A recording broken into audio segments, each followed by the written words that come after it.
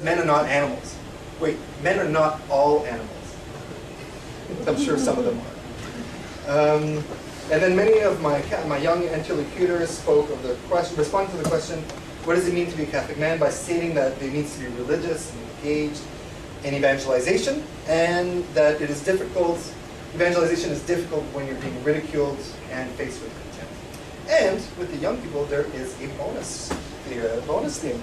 Though there were many general sort of conflations of masculinity by the adults and the young participants, some of them spoke of some critiques of the church. So some of them spoke out against the breakout sessions, saying that it was gender bashing. You know, like they were like, oh, I hated it. It was like the girls were bashing guys and the guys were bashing girls. And so the other one was the critique of the moral superiority of the evangelical discourse, saying do not touch and do not discuss. So this one person, which turns young people off.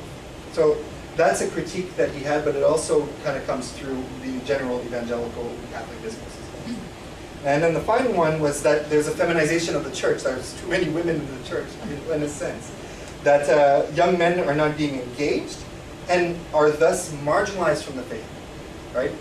They don't see themselves in the church anymore, so therefore they're being marginalized. So in terms of conclusions, it is clear that both the adult organizers and the young participants describe a parallel worldview on the question of masculinity and this crisis of masculinity.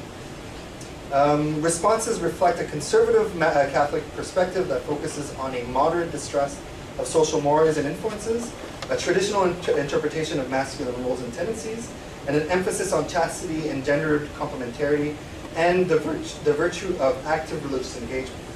The differences, however, lay in the worlds.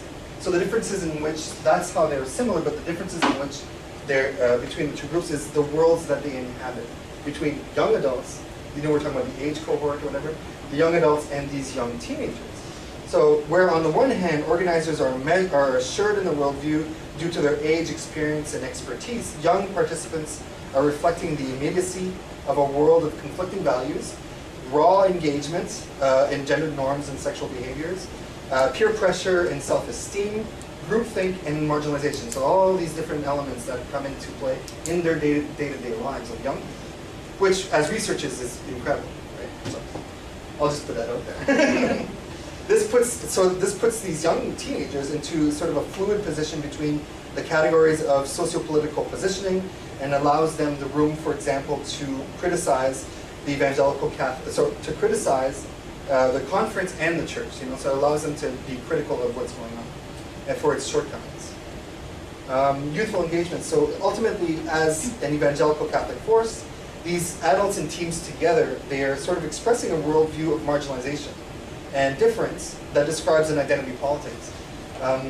This in turn is essentially, and this is where my research is kind of going towards in the analysis, is that this is the bedrock upon which young Catholics are negotiating the sea change of youthful experience into becoming potential evangelicals. There you go.